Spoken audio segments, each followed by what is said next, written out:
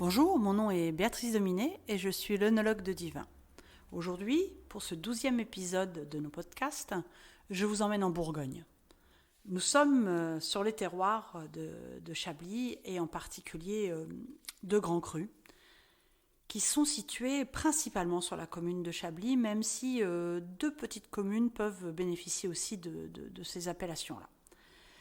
Ce sont 7 climats au total qui vont pouvoir bénéficier de cette appellation Grand Cru.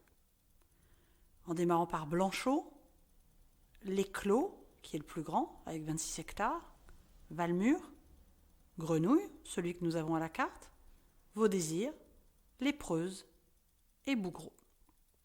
Ces 7 parcelles sont situées sur la rive droite du Serein. Le Serein, c'est cette petite rivière qui traverse la ville de Chablis et qui va du coup couper en deux un petit peu le vignoble en parlant de rive droite et de rive gauche. Tous les grands crus sont sur la rive droite, alors que, par exemple, les premiers crus se situent de part et d'autre. Certains, sur la rive gauche, sont exposés à l'est, voire au sud-est, et d'autres, sur la rive droite, sont exposés à l'est ou à l'ouest, parfois plein sud.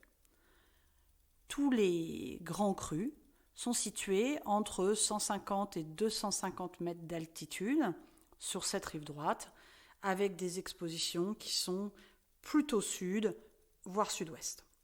C'est le cas d'ailleurs du climat Grenouille, qui est le plus petit de ces 7 parcelles, qui fait moins de 10 hectares. Et comme il est tout à côté du Serein, il bénéficie de son effet modérateur.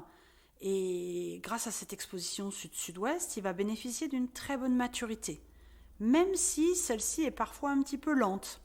Mais c'est un climat sur lequel les vignes ne stressent pas. On parle de stress quand on a des climats un petit peu bruts, c'est-à-dire des fois un stress hydrique parce qu'il y fait extrêmement chaud. Eh bien là, non, c'est assez tempéré. On a un très bon drainage avec un petit sol argileux, un petit peu maigre et caillouteux, toujours sur la base de ces fameux sols chiméridien et de marne calcaire.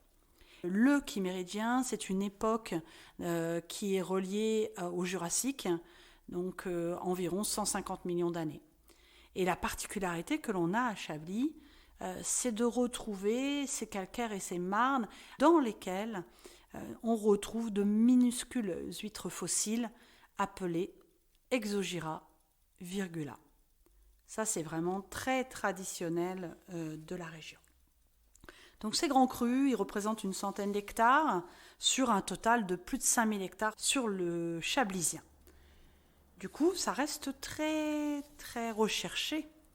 Et là, le domaine Brocard est propriétaire d'une partie de ces parcelles.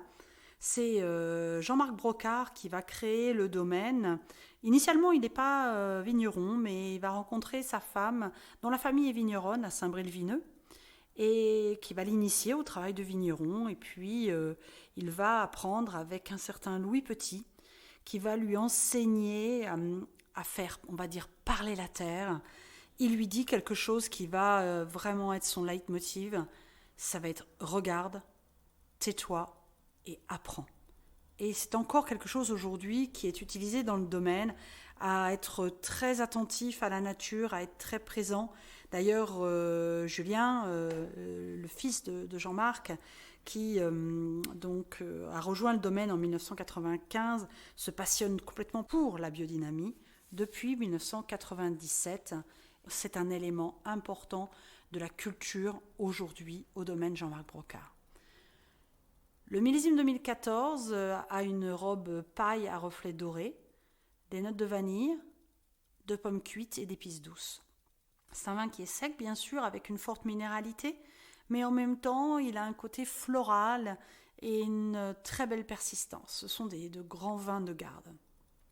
Les mets et vins que l'on pourrait envisager, moi j'ai pensé tout de suite à une lotte au safran, parce que la lotte a une texture assez particulière, assez dense, et du coup, grâce à cette structure que l'on a dans le vin, elle peut tout à fait, je dirais, engager la conversation avec cette lotte et les épices douces qu'on a au nez peuvent se retrouver avec le safran en bouche. Je pensais aussi à une côte de veau à la crème ou alors à un risotto de potimarron et cèpes. De quoi vous faire plaisir à table, alors n'hésitez plus, ouvrez ce petit flacon et bonne dégustation.